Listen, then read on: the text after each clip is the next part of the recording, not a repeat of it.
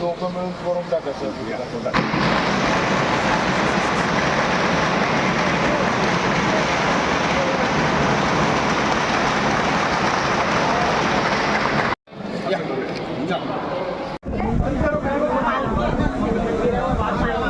सगळा GR जो आहे 12 वर्षाच्या आधीच्यांना 50%, 75 वर्षाच्या 50%, 75 आणि 1 जाणं येणं दोन, आणि ज्यांना वरून यायचं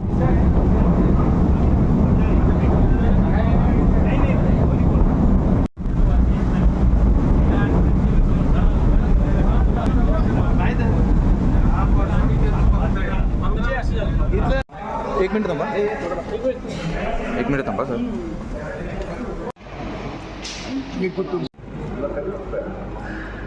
अरोड़ा साहब को बुलाओ ना एक मिनट. हेमंत जी अरोड़ा आइए. हेमंत जी जल्दी आइए. हेमंत जी हो सरोते झालेली आहे. आता मलंगडावर येण्याचा मार्ग सोपा झालेला आहे. काय पहिली प्रतिक्रिया आहे? खरं म्हणजे खूप वर्षापासूनचं हे स्वप्न होतं की मलंगडला फ्युनिक्युलर लवकर जावी. याला मध्ये कालावधी गेला, काही एजन्सींच्या मध्ये मतभेद झाले, अडथळे निर्माण झाले आणि त्यामुळे हे प्रकल्प लांबला गेला. पण मुहूर्त लागला त्याला आणि उरूस सुरू होण्याच्या आत ही यात्रा मलंगडची जी होती आता, त्या यात्रेला खऱ्या अर्थाने या यात्रेकरूंना आज या फ्युनिक्युलरचा महत्त्वाचा फायदा होईल. सुलभा गायकवाड यांच्या मतदारसंघामध्ये हा प्रकल्प हा खरं म्हणजे देशातला पहिला प्रकल्प घेतला होता, पण काही अडथळ्यामुळं तो पूर्ण होऊ शकला नाही. त्यावेळेला मी आमदार तिथला होता अंबरनाथचा, आणि त्या टायमाला हा प्रकल्प आपण स्वित्झर्लंडवरून हा संपूर्ण माहिती घेऊन आपल्याला घेतलेला होता. त्यावेळेचे तत्कालीन मुख्यमंत्री होते विलासराव देशमुख. यांनी खूप चांगल्या प्रकारचं मेहनत केली.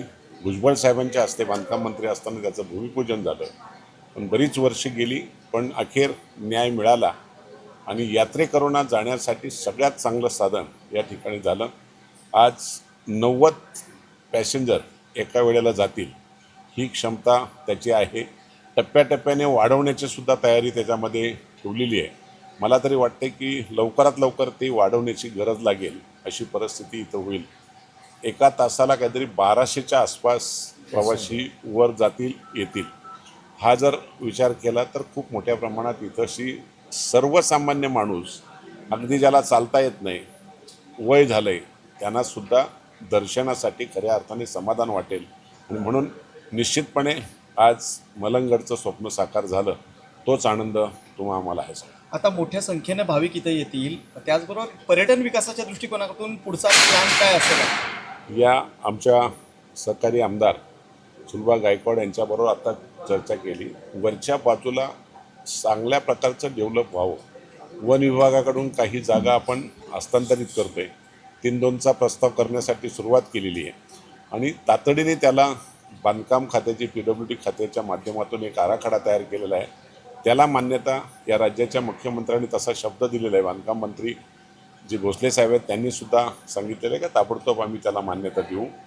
निश्चितपणे पुढच्या आठवड्यामध्ये आम्ही दोघांनी पण त्या ठिकाणी एक बैठक करून वरचा डेव्हलपमेंटचा संपूर्ण काम पूर्ण करण्याची जबाबदारी आमची दोघांची आहे. त्यामुळे नक्कीच ती पार पाडली जाईल. एवढ्यावरच आपण थांबणार नाही. वर गेल्यावर अजूनही एक रोपवे करण्याचा विचार करतो आहे. वरचा गड कोणता? गडाचं नाव काय? गडाचं नाव वरच्या गडाचं नाव पाचपीर आहे. नाही वालांचा. त्या गडावर सुद्धा एक रोपवेचा प्रपोजल आहे. तो प्रपोजल जर झाला तर पर्यटकांना इथशी अजूनही मोठ्या प्रमाणात, भक्तांना सुद्धा, यात्रेकरूंना सुद्धा एक अजूनही विरंगुळा आणि त्या भागामध्ये अजूनही चांगल्या प्रकारचं पर्यटन वाढावं.